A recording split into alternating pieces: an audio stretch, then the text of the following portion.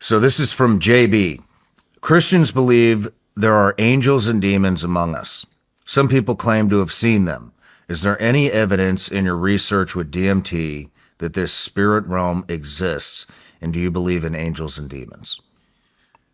Yeah, it's a great question. Um, the short answer is yes. But I don't think that the nature of those is as straightforward as people think. Hmm. So it's clear to me at this point that way more exists than just the realm that we're perceiving.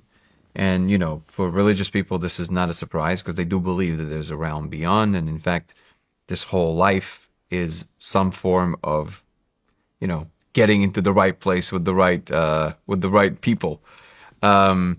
So I think that with DMT, it's a little bit more surprising than people would expect because what you see is not necessarily the kind of classical, demonic versus angelic.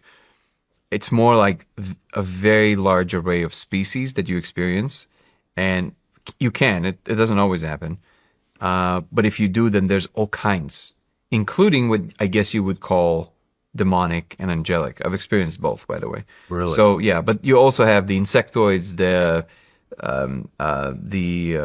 reptilians, the jokers. There's all kinds of, and they're very clearly distinct from one another. So they're very different.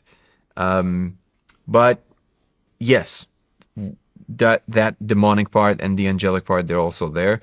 I would say though that one of the things that I've seen is that they actually coexist, so to speak. So it's almost like if you want to use like a very dumbed down kind of example, if they're going to work on a bus, they're all kind of like just sitting together. Like there's no like segregation in that way, but everybody are still following some rules. Sometimes somebody's trying to break the rules, but even what you would call the demonic entities, we just had some conversation about this with your crew about like sleep paralysis, for example, where people feel like a demon is sitting on their chest or something like this, right?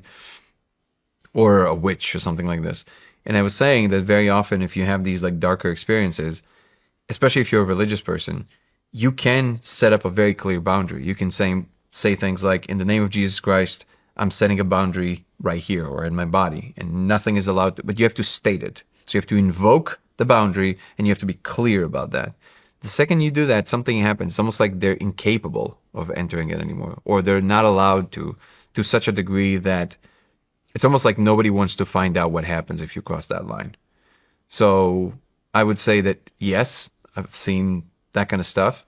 But at the same time, there are things that we can be in relationship to that can actually create a very clear boundary between us and it, because the agency, the importance of the sovereignty of every free agent in existence is basically almost like a holy thing. Like nothing can ever penetrate that boundary.